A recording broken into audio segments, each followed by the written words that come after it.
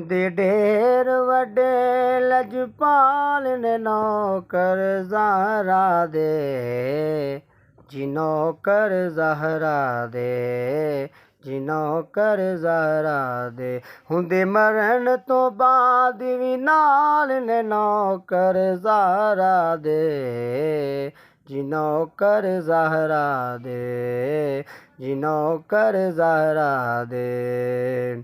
ਹਸਨ ਹੁਸੈਨ ਦੀ ਪਾਕ ਹੈ ਅੰਮੀ, ਸਾਰੇ ਹਾਕਿਮ ਜਿਸ ਦੇ ਕਮੀ। ਹਸਨ ਹੁਸੈਨ ਦੀ ਪਾਕ ਹੈ ਅੰਮੀ, ਸਾਰੇ ਹਾਕਿਮ ਜਿਸ ਦੇ ਕਮੀ। ਕੁਲ ਗੌਸ ਕੁਤਬ ਅਬਤਾਲ ਨੇ ਨੌਕਰ ਜ਼ਾਹਰਾ ਦੇ, ਜੀ ਨੌਕਰ ਜ਼ਾਹਰਾ ਦੇ। ਹੁੰਦੇ ਢੇਰ ਵੱਡੇ ਲਜਪਾਲ ਨੇ ਨੌਕਰ ਜ਼ਾਹਰਾ ਦੇ।